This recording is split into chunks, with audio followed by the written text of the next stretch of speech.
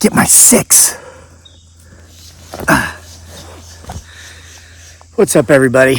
Welcome back to the most awesome homesteading channel on the planet that has nothing to do with homesteading.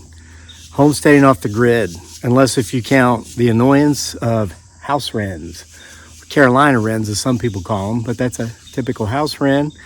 They nest all over my hats. If you follow me throughout the years, you know I've got like 20 or 30 of these various UVA hats. I'll often just hang them on the porch, on the rails that go up the side of the porch like that. Well, these little wrens have taken up residence in my hats. So some of them I've left out. So it's like I got these little bird hammocks all over my porch. And they follow me around. I don't know if they think I stole their beds. Whatever. So, happy October. This is, I guess, the second video in this year's October night series. Made one last night, went live, hope you saw it. Walked around in these very woods, saw some really spooky stuff, some mists, some new territorial and boundary markers of the potential Bigfoot Sasquatch / is in plural, that may or may not live in the woods back here. Heard some tree knocks.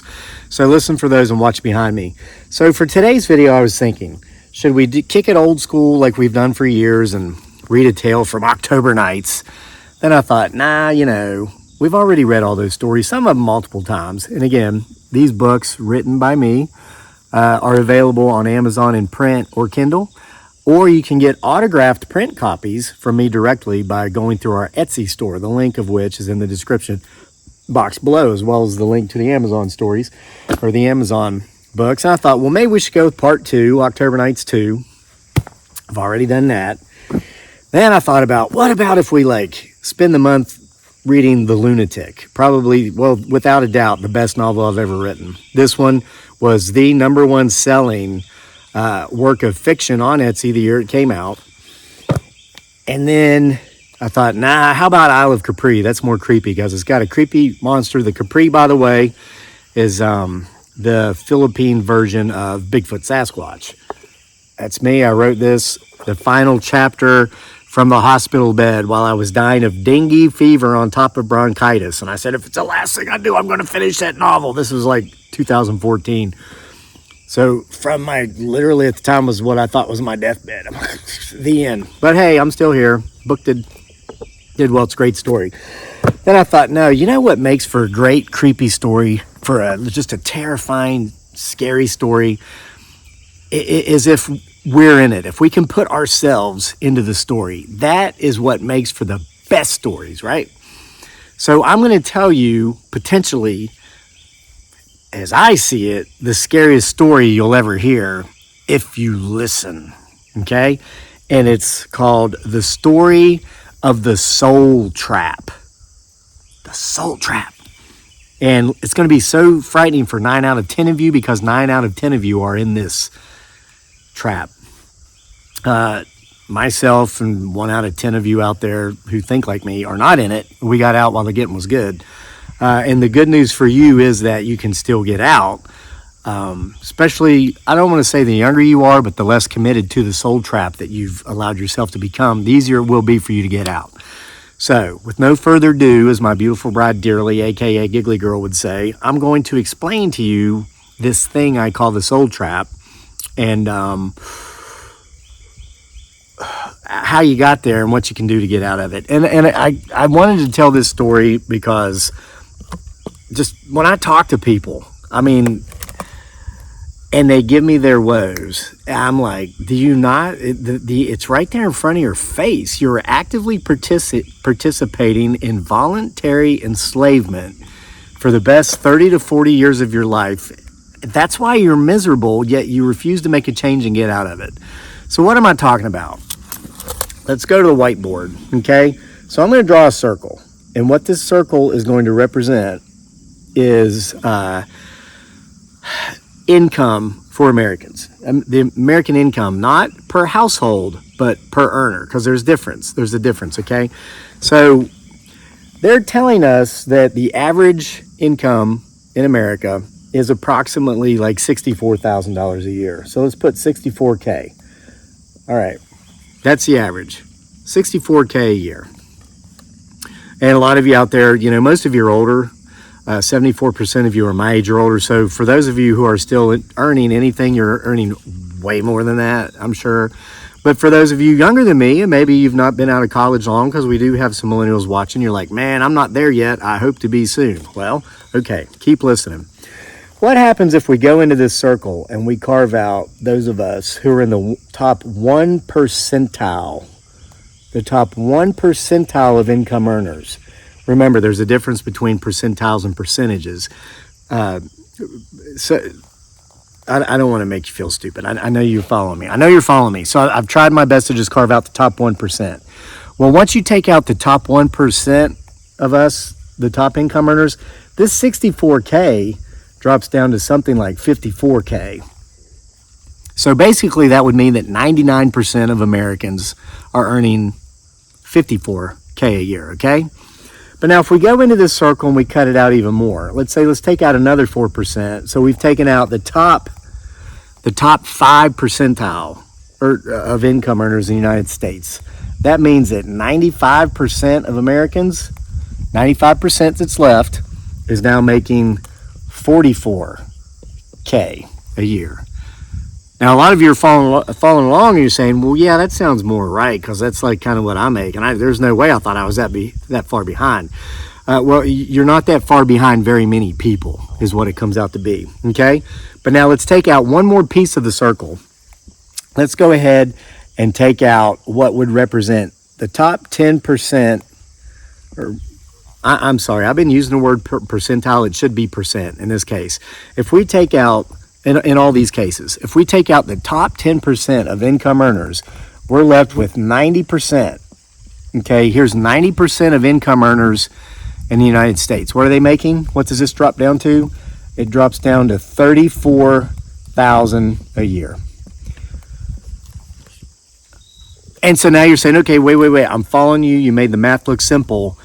Why is it they're always touting this average of 64K when the fact is 9 out of 10 people are making $34,000 a year or less? What's going on here, Crazy Lake? Help us out. And I was a financial planner for 8 years before I left that after 9/11, went to the military, did the Army thing, spent a decade in other countries, been back here for a while doing the social media thing, writing the books. Some of them are pretty good. So I speak from not textbook knowledge, but through experience and through following. I continue to follow finance. I actively engage in investing, and I don't trade. I buy quality and I hold. I look for dividends. I don't want companies unless they have earnings. You can fake earnings, but you can't fake a dividend. Okay, you pay me quarterly. So anyway, here's my point. 90% of Americans only make $34,000 a year. Well, the reason they leave the top 10% in there and the top 5, and those of us who are in the top 1% of all income earners in America, which makes us the top 1% of income earners in the world, it is to intentionally pull that number up.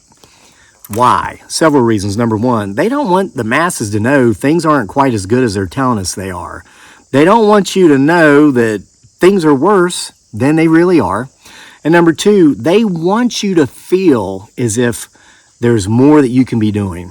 Because if you're right here, like 9 out of 10 people in America who are earning an income, if you're one of the 9 out of 10 getting $34,000, you're going to be pulling your hair out saying, how do I become one of the ones getting the $64,000? Because that's the average. Must be something wrong with me. I'm not working hard enough. I don't get it. I'm already putting in 60 hours a week. Sometimes I work part-time on the weekends because we just don't seem to have enough. That's how they want you to think. And it's all part of, I wish I'd have brought an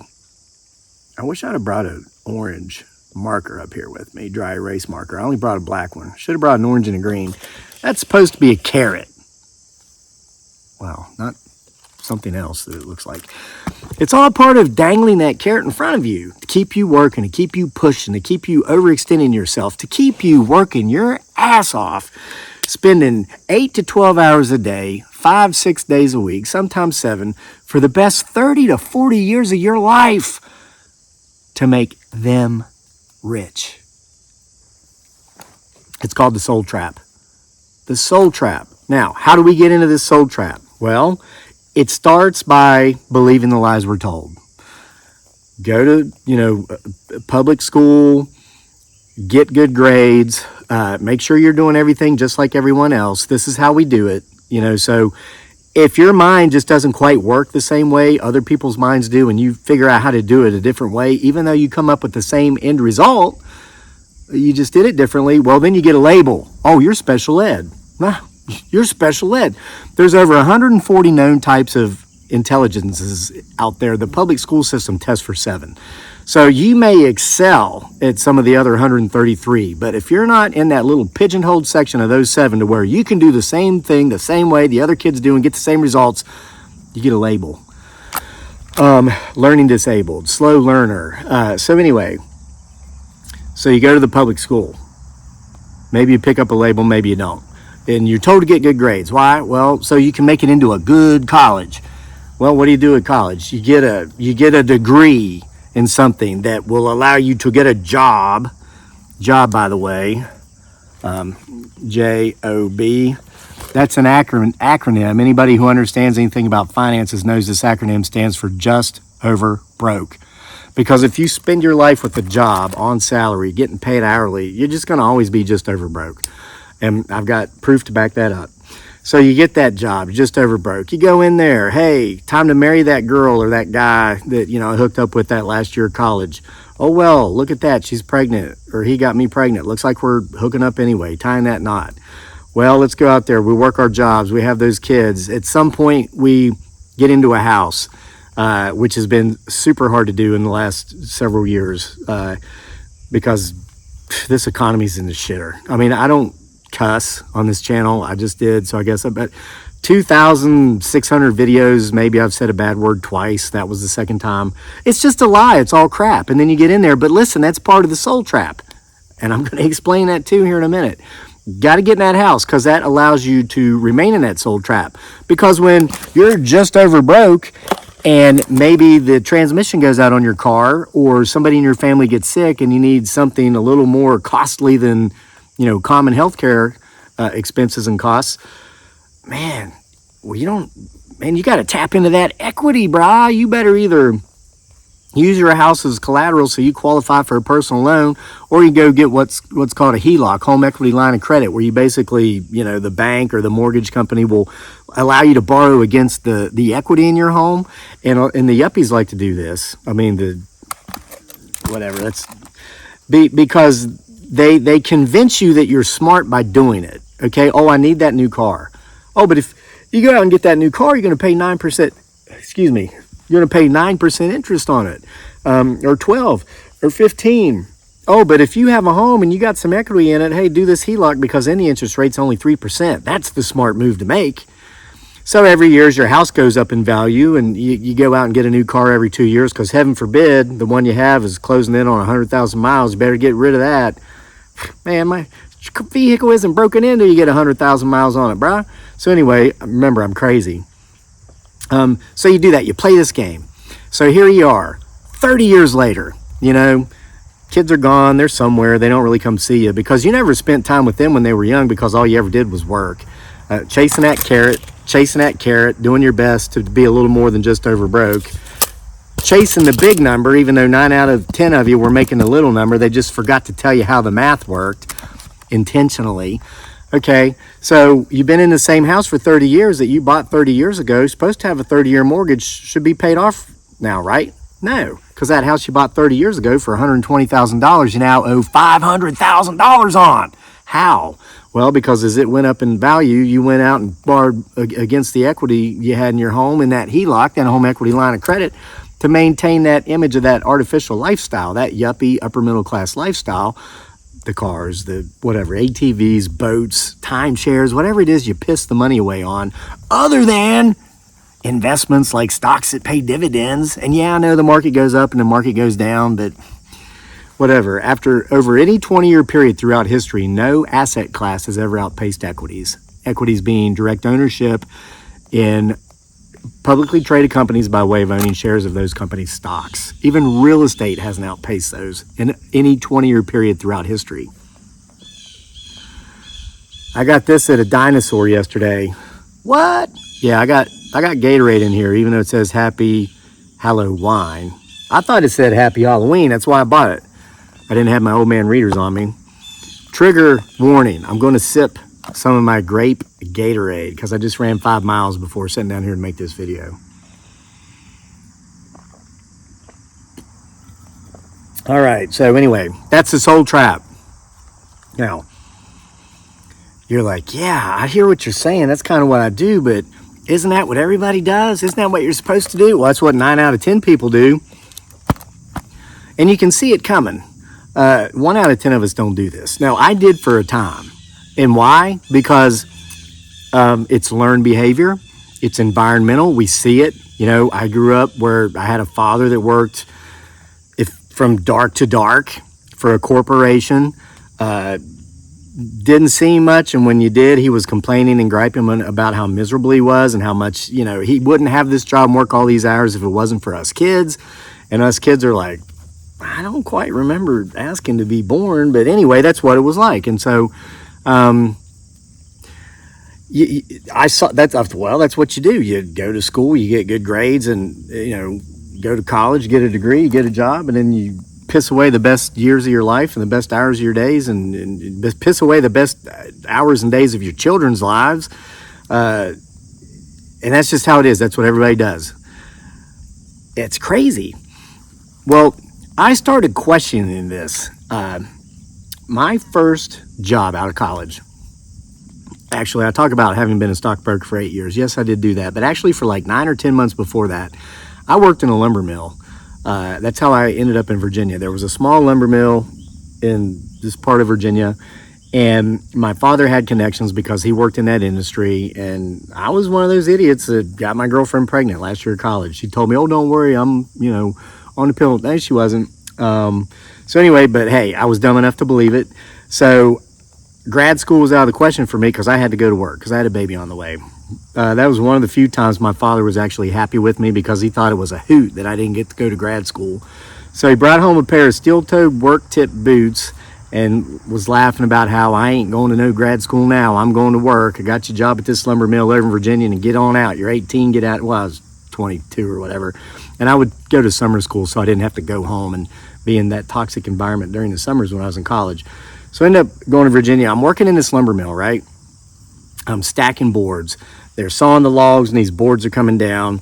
And you're put in charge of, okay, you and another guy maybe are in charge of, it was based upon the quality of the lumber. FAS means it's the best. So here comes all this poplar, and the boards are in different lengths, 8, 10, 12. I think that's what it was, 8 feet, 10 feet, maybe 6, 8, 10, 12.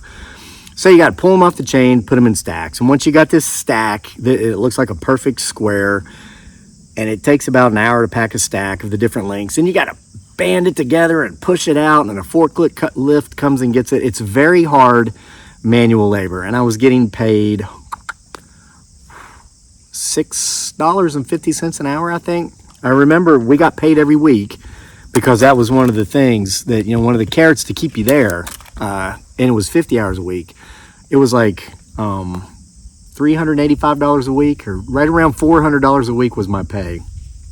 And so I'm doing this, and it was just a short period of time before I realized that me and the 2 guys in my section that I was meant to work with, there were the 3 of us, after I'd been there just a matter of days and figured out what I was doing, and I was physically capable. I was an athlete in college. I was a track runner, cross-country runner, always doing weight workouts. So I could do the physical part of it. And once I figured out how to properly do it, it occurred to me, wait a minute, I'm doing all of my work, half of this guy's, and I thought we were getting paid the same, but actually, as it turns out, they were getting paid more than me because they had been there longer. It was one of those things where for every, 6 months or a year you're on the job, they'll give you a 25-cent pay increase, right? The carrot. So you're like, man, this sucks, I'm going to quit. Oh, they just raised your pay. Well, I better stay a little bit longer. So I thought, this doesn't make any sense. First of all, I don't like this work. Number 2, I'm not going to be able to do this long term because this is going to destroy my back. And number 3, I'm doing all of my work and half of this guy's and half of this guy's, and they're actually getting paid more than me. Well, that didn't make sense to me. So I thought, I need to either own my own business or I need to maybe work on commission somewhere. Yeah, sales, whatever. But at least then I get to control my salary, and I'm paid what I'm worth. If I'm out there busting my butt, and if I'm closing deals, I'm the one getting those commissions, not the dipwads that are watching me do it. Okay, so I then ended up becoming a stockbroker, and I did that for 8 years, and that was much better because at least then the work I was doing was benefiting me a lot more. It wasn't so much benefiting my coworkers. However, I was working for a private partnership, and man, was it really benefiting the partners of that firm. I got to keep, well, they told me it was a 65% payout. No, it wasn't. It turns out more like 60, but then after withholdings and taxes and stuff, it was something like less than, it was like 40 or no, it was a 35% payout. That's what it was. Then minus with taxes and holding stuff, it was like 25%. So if I were to generate $10,000 in commissions one month, I got to take home $2,500. And for some reason, their nut they wanted everybody to hit within 2 years of being there was 10 grand a month. That was their magic number. Now that's net. So yeah, and I got there. And so for me to take home 10 grand a month, though, I was generating $40,000. And after so much time, it's like, wait a minute. I'm the guy, and I would literally knock on doors and cold call people I'd never met and pitch them stocks, bonds, and mutual funds. And I thought, I'm the guy out here doing this, talking to strangers. Sometimes the conversations weren't always pleasant. I wouldn't like it if somebody showed up to my house and wanted to talk to me about whatever the hell they're doing. I don't care what you're doing. Get off my lawn. You know what I mean? So anyway, then 9/11 happened. They knocked down our buildings. I got pissed off, went to the military, whole other story there. But when I got out, I was like, but that's the soul trap. That's the soul trap. I eventually went into work for myself via writing. And I've been doing this for 15 years now, writing and social media. I've been doing social media for 15 years. I have made literally millions of dollars in social media in the last 15 years. And guess who's got to keep the better portion of it? Yeah. Now, I'm in an income bracket now to where basically half of what I make goes to the government. But let me tell you, even after that, there's a whole hell of a lot of it left. And I get to keep it. Okay? So, why? Because I exited the soul trap. When I got back from Iraq, it was during the Great Recession. There were no jobs. And that was a blessing in disguise for me. I couldn't get a job. I ended up being in the Philippines, down and out in the Philippines. I'd gone over there on a vacation before that, after my 18-month-long deployment, a year in Iraq, 6 months in the Army hospital. Needed some sun, needed some surf, needed some place where people weren't trying to kill me every day. Yeah, so I go to the Philippines. They only try to kill me every other day. I was down in Mindanao. So anyway, met my wife, had a baby. So I was going to talk about getting lucky at some point later, but I'll talk about it now. I was so lucky in that I had lost everything. I'd been through a divorce, lost my home, lost my children, lost vehicles, no money in the bank, no job, and I'm stuck in this third world country with my beautiful bride, Dearly, aka Giggly Girl, third world peasant girl, one of 12 children who lived in a fisherman's squatter's village, grew up in a hut smaller than the living room in our house, probably 12 feet by 12 feet, and we had a little boy. So I had to figure it out. Social media was still relatively new at the time, and what I knew about it was that everybody was pissing away the precious hours of their days on it, scrolling like they do now. But there was a small percentage of people creating the content. Those masses were scrolling. You know, the 90%, and this comes back to this diagram, 90% of the people scroll on social media and never make a dime off of it. I think it's less than 5% of people who ever attempt to get monetized actually do. But a very small percentage of us actually make a fortune off of the other 90% of the people wasting their time. And listen, this is nothing that I've ever tried to keep secret from any of my viewers, any of my friends, anybody that I have any contact with, because I've had people, and this is why I've had so many people just in the last few weeks say something to the effect, I wish I could do what you do. How did you get to where you are? What is it that you've done, and how can I do the same thing? Or when I tell them, they don't believe me. They don't want to hear about it. They think there's some sort of luck involved, and Yeah, I was lucky enough to lose everything and be down and out and stuck in a third world country on an expired visa at that, because I didn't have the $70 every 2 months required to renew my visa. So I was living in the shadows. I wouldn't have been deported if I'd have gotten caught. I would have been thrown in a prison cell until somebody on my behalf or myself paid my back visa fees and bought a one-way ticket to get me the hell out of the Philippines. And they would have, an immigration official would have escorted me to the airport and watched me get on the plane to leave. And then I wouldn't have been allowed back in the country for 10 years. That's how it works in other countries. Yes, you don't get a free ride home, like here. So anyway, yeah, that was my luck. So, no, but what happened was, stuff just didn't make sense to me. And I saw that it was a soul trap. I saw what it did to my father. I think he did that 40 years or so. And they were gracious enough to give him something monthly for like 5 years after that. And then it was like back to social, whatever Social Security will pay you just like everybody else. And I guess Walmart needs greeters. And I thought, that just doesn't make sense. And then you add to that, well, whatever. So it happens in stages. This soul trap thing, we pulled our kid out of the public schools a couple years ago. And unless things drastically change in the public schools, he's not going back. Now, if things change, if someone else gets involved and gets in charge and gets rid of a lot of the lunacy that's going on in the public schools right now, he'll go back. But if it stays the way it is, he's not. So I don't want him. Well, he's just not going to go down the same road of that soul trap that I did and the rest of us did, and that the 90% of you who are still there did. So that's where it started. But then you start to question it. Even when I was a stockbroker, I was questioning, why am I doing all this work and making all this money and generating all these commissions for the partners to keep 75% of it, the partners in the government, and I'm only keeping 25%, but I'm the one out here doing it. Well, there was a wonderful movie that came out just a few years back. Who among you have watched that show, Ozark? Has Justin Bateman in it. He's a money launderer. I liked the first 2 seasons of that show. The third one kind of sucked, so I didn't finish it. But the girl that played the little blonde-headed redneck chick from the Ozarks in Missouri, she played that role really well. I think she won an Emmy or whatever they win in that line of work. She was in a movie. And the story, it's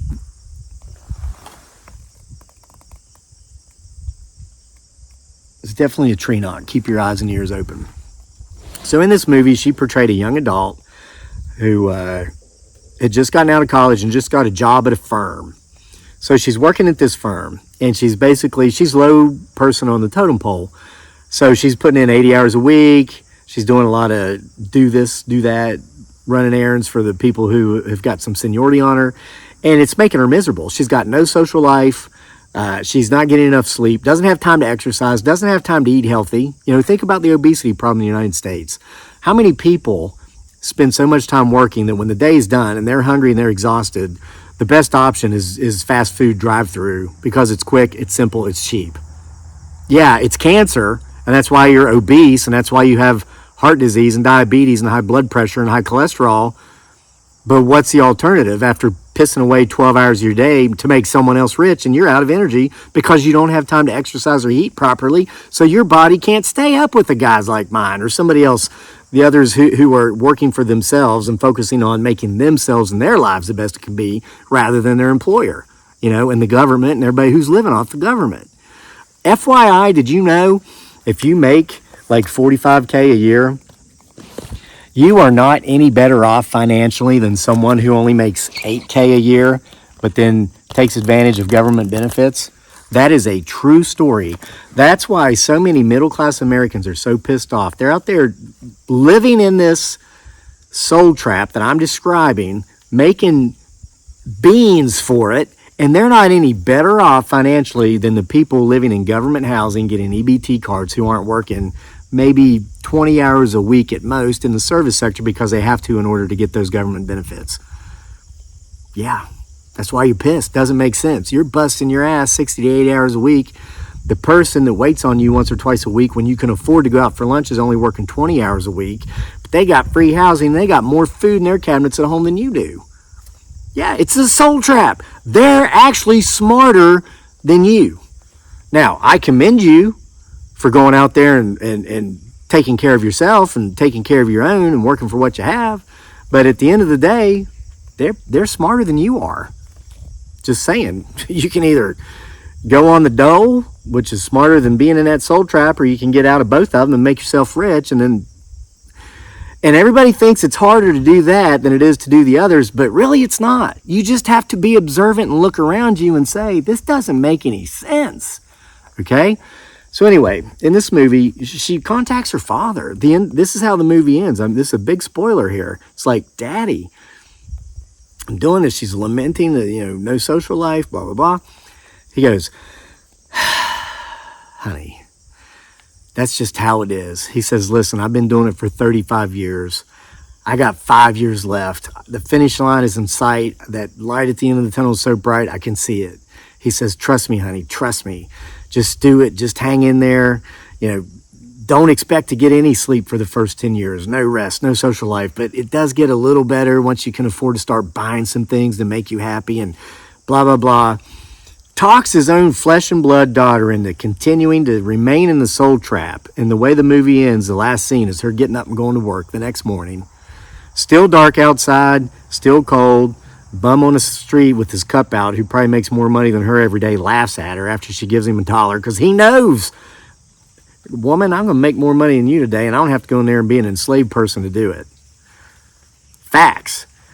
So that's how it starts. So when you're questioning that, and most people do at that age, mid to late 20s, you seek confirmation that, hey, is the way I'm thinking crazy? Should I leave this system and try to do something different? And you're told, yeah, you're crazy. Don't you dare. And you're told by the people that mean the most to you in life. And the reason they tell you that is because they didn't leave the soul trap. They stayed in it. Let me tell you about having grown up poor in a repressed area. I'm not like what's-her-face. I did not grow up in a middle-class family where we loved our lawns. I grew up in a mobile home, in a trailer park in Appalachia. Okay? Now, by the latter part of my childhood, my parents were doing a little bit better for themselves. They're high school dropouts, no education. My dad, he did have solid, strong work ethic, and he was able to work his way up the ladder as far as earning income goes. So we were better off in the latter part of my childhood. So people will often say one of the hardest parts about escaping cyclical generational poverty is the fact that you've just got no role models. You look around you in that trailer park, that mobile home. You look around you in Appalachia or the Deep South or the inner city, okay?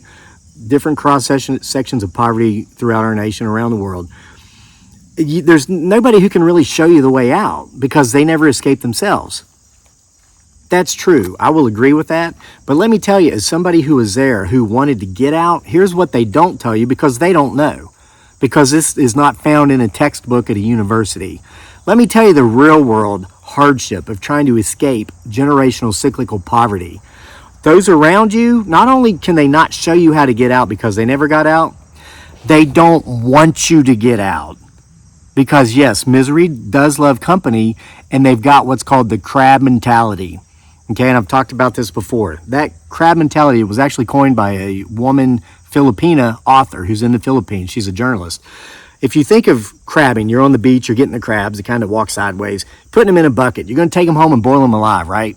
Some of those crabs know, hey, I don't know what's going on here, but this ain't good. I'm getting out. They try to crawl out of the bucket. The majority of them, 90% of them, say, hey, where are you going? Yeah, this sucks. This isn't going to end well, but hey, I'm stuck here. You're not getting out of here. They will reach up and grab the other crabs and pull them down. The same thing happens with people. I mentioned I was a stockbroker. I mentioned I was making, decent money, 10 grand a month. That's okay. Whatever. I won't talk about now. But trust me, quite different situation now. But I remember when I hit profitability in my branch office as a broker, I was so proud of myself because our firm had spent more than 50 years trying to get a branch office to profitability in our market, in the Charlottesville market. No one had ever done it. I was the first. So I went back to Appalachia, and I was so proud of myself, and I was telling my parents this, friends, relatives, whoever. What was the response? Look at you, getting up there on that high horse, aren't you? Thinking you're somebody you're not. Getting a little bit uppity, aren't you? Someone's going to have to take you down a few notches. Yeah, well, and guess what? I was still a young man. I was still in my late 20s. I felt bad for being successful. I was like, oh, they're right. I've worked hard and I've improved my situation, but oh my gosh, I'm making these people around me feel inadequate in my presence. I better stop this. And I'd self-sabotage. I'd stop working as hard, stop working as frequently, whatever, binge drinking or whatever, just stupid stuff, so that others around me or people that were in my circle would feel more comfortable with me being at the bottom of that bucket with them. One of the dumbest things I ever did. But so many people do it. The movie I just mentioned, okay, they weren't poor. They were upper middle class professionals, but same thing. Child says, Dad, I don't know if this makes any sense. I don't know. That's just how it is, okay? So the cycle becomes perpetuated. Not so much, well, yes, it becomes perpetuated when you are trying to escape the cyclical generational poverty. But let's say you're in the 90% of the schmucks that we call the middle class, especially if they're yuppies. Those people are really schmucks. They're doing the same thing. I recently had a conversation with a very... what's the word I'm looking for? I'm going to act like I'm taking a drink, but I'm really looking for a word.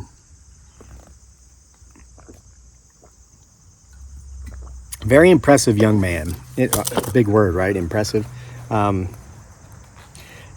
That's in his mid-20s, who already is thinking the way I was thinking in my late 30s, in that this is a trap and he's not falling for it. And he's not. This guy, he chose, even though he's smart enough to make it through college, I made it through college. Proof you don't have to be a genius.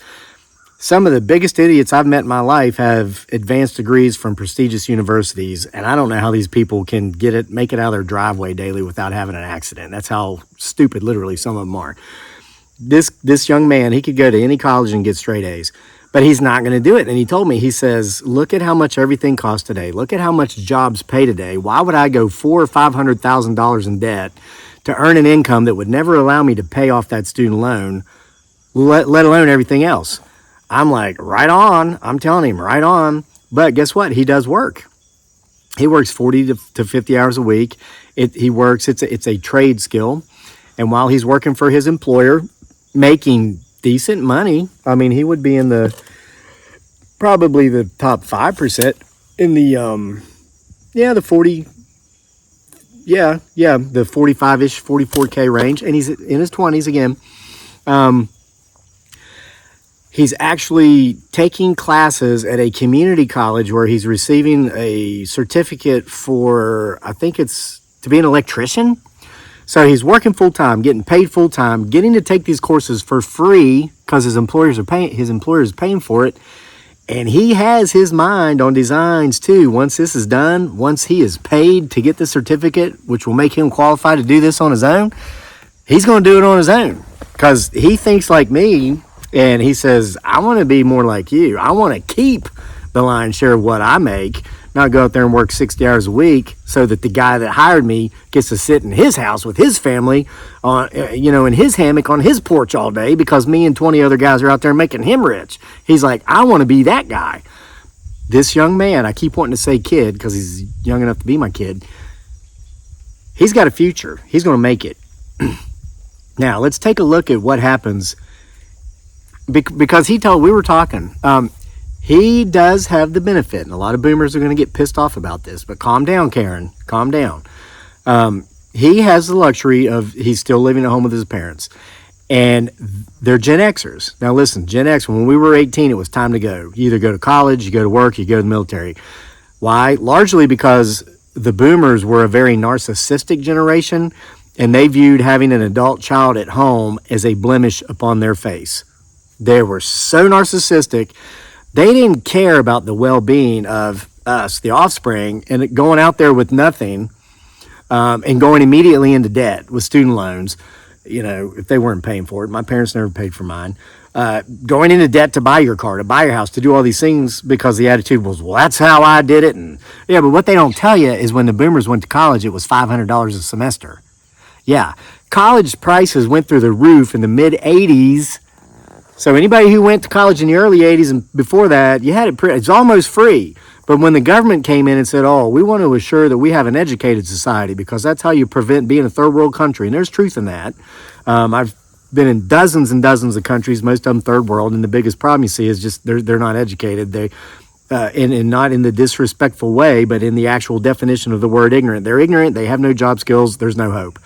We don't want that, so we want an educated society. So the government jumps in and they say, if you don't have the money to go to college, we will federally back student loans so that if you don't pay, the institutions still get their money. So this is fail-proof, no way to fail. Well, what happened? College tuition, I think UVA down the road here is now like $26,000 a semester.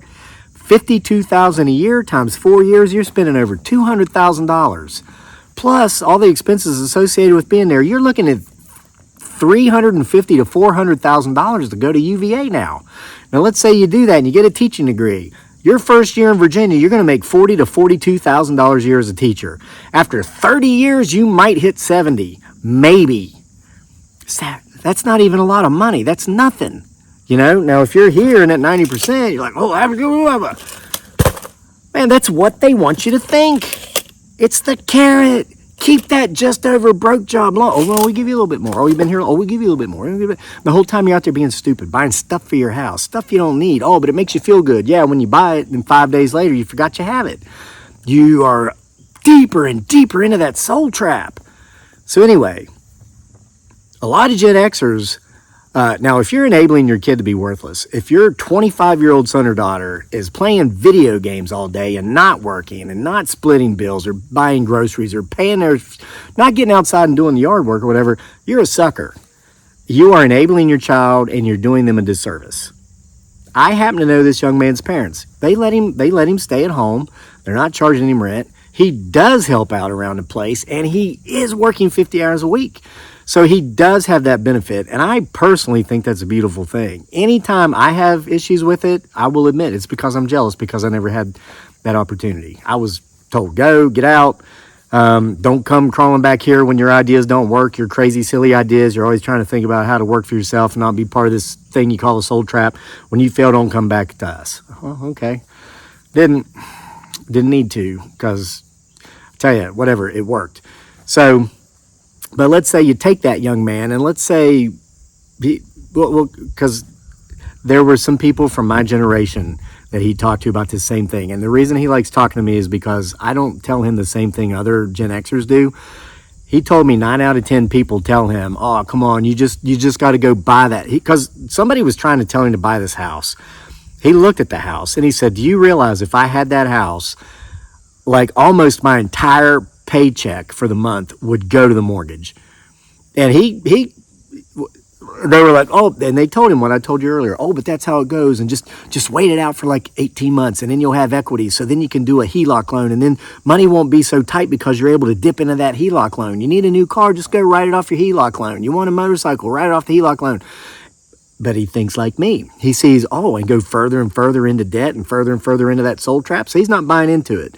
But let's say he was dumb enough to do so, like the 90% who have. Let's take a look at that young man at almost 40, okay? The next major stage of life up, late 30s. I know a lot of people in that boat. They are frustrated. They are angry, and yes, I heard those footsteps. Good friend of mine I recently spent some time talking with. He's there right now. And I kindly reminded him about how him and another buddy 6 or 8 years ago were sitting around up here at the campfire, and they kept asking me what my plan B was. What's that mean? Well, they both have jobs, okay? Jobs, just over broke. And they felt as if they had security. They had health insurance, retirement plan, not a pension, employee contribution plan like a 401k, well, 403b for one, because he's a government agency, works for a government agency.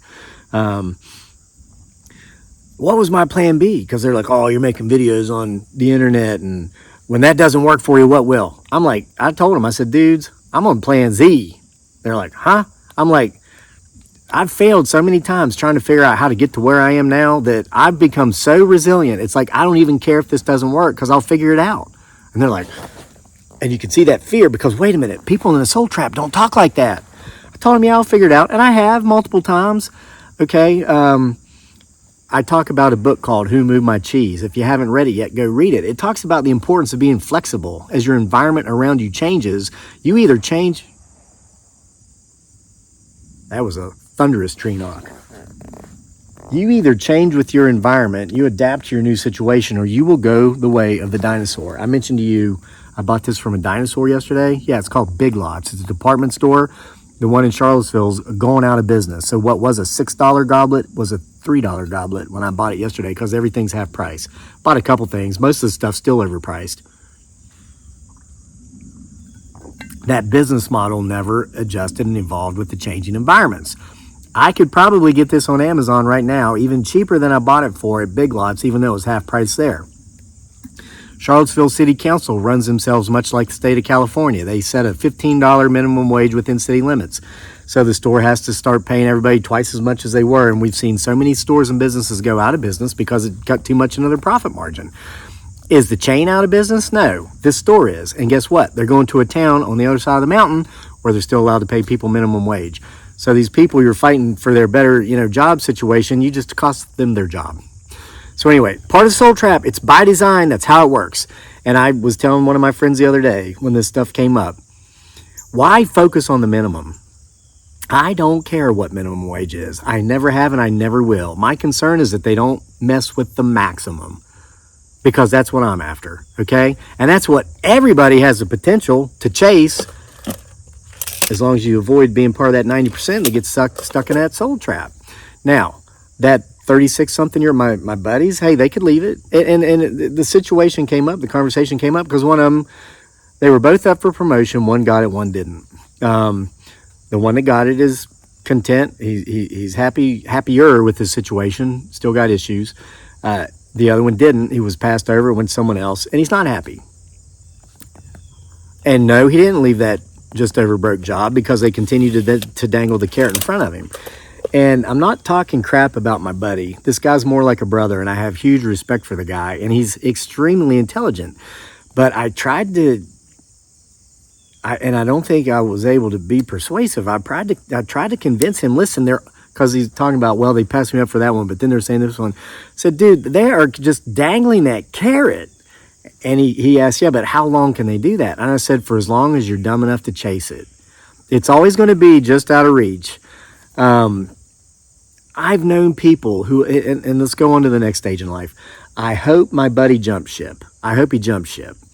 But let's say he doesn't. Let's say he stays there. And let's say things work out for him like my other buddy, and he does get a promotion at some point, and they do increase his pay. Well, what's that going to make his future look like?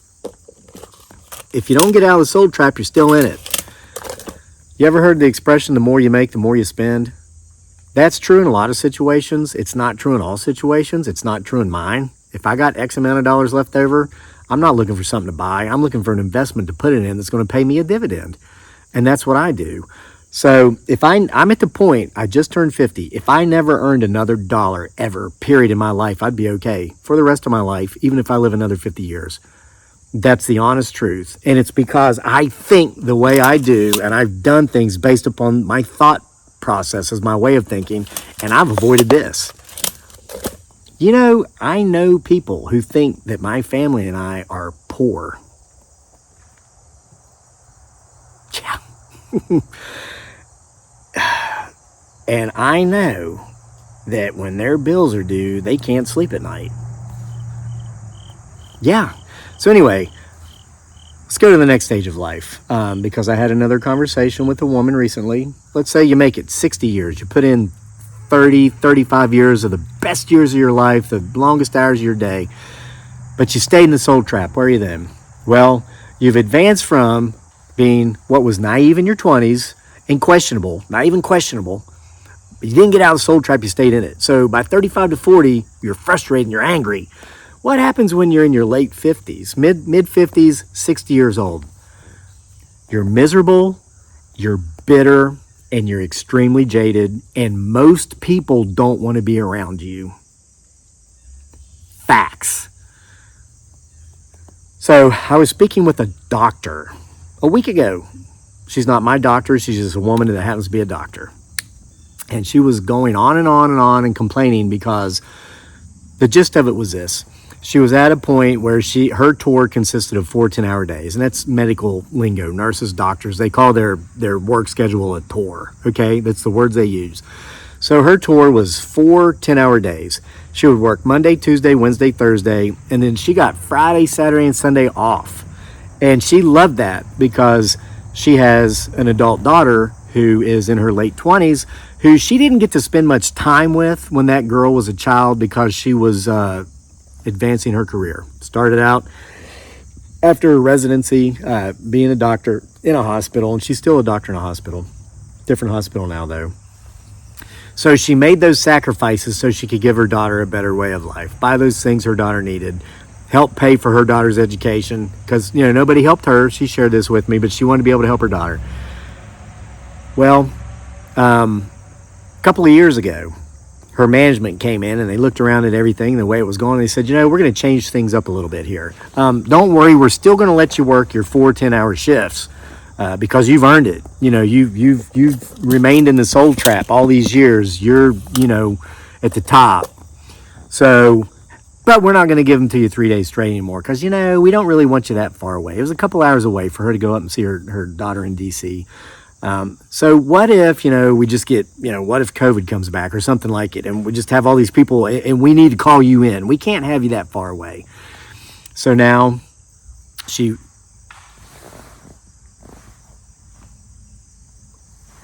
once again, another tree knock, and that one was closer than any of the rest have been. So let me wrap this up. We're going on an hour.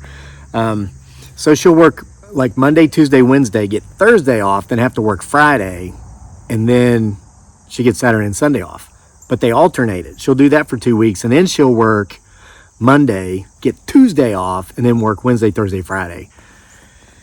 So she was telling me about this, and she just reeked of bitterness. She reeked of someone who was miserable and jaded. Now, she looked good, an attractive woman.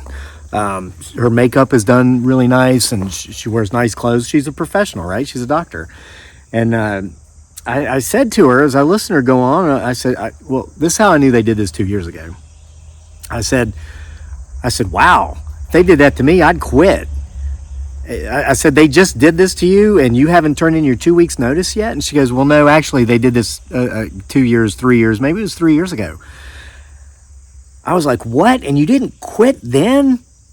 And she says, well, they kept saying they'd change it back and they haven't. And I thought, well, how long can they go on without changing it back? They're telling me they're going to change it back. I told her the same thing I told my buddy about his promotion. I said, I said, that's a carrot that they're going to give you the days you want. That's a carrot they're dangling in front of you, and you ask how long can they dangle that carrot? Well, they'll dangle that carrot as long as you're dumb enough to continue to try to reach out there and grab it. It's how it works. It's a soul trap. And she's like, well, how am I just supposed to quit? That's when the gloves came off. And I said, how can you not? I said, you're a doctor. I mean, I know you probably don't make as much money as social media influencers. You're still stuck in that old economy, and those salaries are much lower than the new economy salaries, like the people that do I do. But you got to be making $400,000-$500,000 a year after being, or if not more. Just quit. Just walk away from everything. She's like, what about my mortgage? What about my car payment? I'm like, you're 60 years old and you still have a mortgage and a car payment, and you've been a doctor for 35 years? You know what she said? She says, I'm 59. Thank you very much. That's all she got out of that. That's all she got out of that. Making a doctor's wage for 30 to 35 years and yet still can't walk away from a job that makes her miserable, mostly because she's not getting what she wants. She feels she's put in her time, which I know she has. I couldn't imagine being a doctor. Everything associated with that. The soul trap never changes.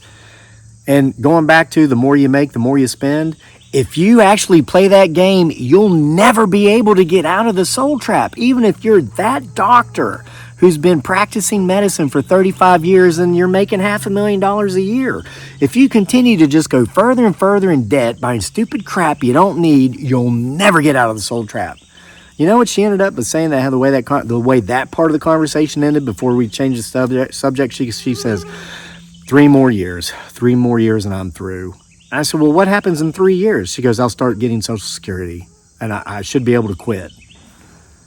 You're a doctor with that income And you're going to rely on having to wait until you're getting paid Social Security before you leave a miserable situation that takes from you your very freedom to go spend as much time with your adult child that job already robbed you from spending time with when they were a little child, because you chase that carrot, always think it's going to get better. The day's going to come. The day's going to come. Here her daughter's 30 years old, and that day still hasn't come when she can spend the time with that child, that adult child she's wanted to for the last 30 years, because she's been chasing that carrot. Folks, this is the scariest story I could come up here and tell you in October. I could tell this story on Halloween night, and it's scarier than any other story I could tell you on Halloween night. If you'd follow me this long, I'm going to give you the good news. I'm going to flip the board, okay, and I'm going to show you. And I told my friend this. He got frustrated. I told the doctor this. The young man gets it. The 25-year-old that's not falling for the soul trap, he gets it, okay? If you don't want to be this 90%, if you want to be part of the 10 or the 5 or the 1% of us, it's this simple. It really is this simple. You got to change the way you think. There is no security in a good job. There are no good jobs. There's no safety in knowing, oh, well, at least every 2 weeks I get the same amount on my paycheck. You crazy lake, yours is probably all over the way it fluctuates. Sure it does. Some months it's only $20,000. Some months it's $50,000. Well, then you got some outliers that are even more than that. Sometimes a little less, rarely. Change the way you think and you can change your life. This X represents where you are. You are right here, right now, in this moment, because of every decision you've made in your past and every action you've taken based upon those decisions that were based upon the way you think. Change your thinking, you'll change your world. I know what you're saying. How? And my buddy told me this, and my wife tells me this. She says, not everybody can do what you do. I know. This is my skill set. I have the gift of gab. I'm able to talk. My buddy the other day told me I was a BSer, but he didn't use initials. He used the actual word. I said, yeah, and guess what? I'm good at it. I mean, we had kind of a heated discussion. I told him, I said, you know I coach, right? He goes, yeah, I know you coach. All you got to do is know how the sport. Listen, he's frustrated and he's angry. And it's not because of me, it's because of the soul trap. This is one of the best people I've ever met in my life. He's just in that trap, so he's frustrated. So it's coming out on everybody he comes into contact with. And I'm telling you, if he continues to stay in that trap when he's in his mid to late 50s, he's going to be so bitter, miserable, and jaded like so many other people who have stayed in the trap. No one will want to be around him. He's not there yet, okay? But I told him, you know what one of my strengths in coaching as I see it is? Yeah, you call me a BSer, I go around, I talk all this inspirational crap, and yeah, I heard that tree knock. The thing is, I actually believe the things I say. I practice the things I say. I'm going to use, for example, the football team I'm coaching this fall. It's a tackle football team, middle school level. My son's a quarterback. I'm one of the assistant coaches. There's half a dozen kids who had never played football before, and they really weren't that good. They were scared to get hit. They were scared to hit other kids. They loved football, and they wanted to try it. They all wanted to quit in the first 2 weeks. My skill set as a coach was to convince them not to quit. We're into it 2 months into the season. We've had two games canceled because of rain. We're 2-0. We're undefeated. We're doing great. This team is killing it. Everybody's getting game time, even those guys, because no one has quit. 2 months, not one person has quit our team. And I told my buddy, I follow those kids around on the field and told them how good they are. Oh, you're better. Oh, I suck at this. I can't. Yes, you can. Listen, you've just never done it and you don't know how to do it properly, but we're going to get you there. Those kids now, 2 months into it, they all tackle. They all hit. They all catch. They all throw. They're not scared anymore, and they're actually good. And you know who was shocked more than them? Me. Because after doing that for a month, following them around, I started thinking, does this kid belong on this field? And we go to practice the next day, and these kids are making the best tackles. And I'm like, holy crap. They actually believed what I told them, and they didn't quit, and they kept going, and they kept making effort. And they're just as good as the other kids on the team right now. Honest to God truth. So listen, you got to escape the soul trap. If you continue to do everything the same way you've always done it, you're always going to get what you've always gotten. If you want something different, do things differently. And it starts not with actually what it is you're doing. It starts with the way you're thinking. There's something out there for everybody. It might not be talking smack on social media. It might not be following kids around that don't know how to play a sport and convincing them they're good until they actually believe it and then watching them actually be good. There's something out there, but you'll never find it until you change the way you think. It starts up here.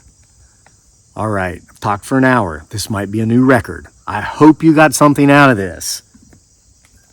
For the rest of the month of October, I'll tell you, I'll try to keep it on fiction. Because there's nothing more terrifying than the reality that is the 90% of the masses and the lives they live. See you for more next time.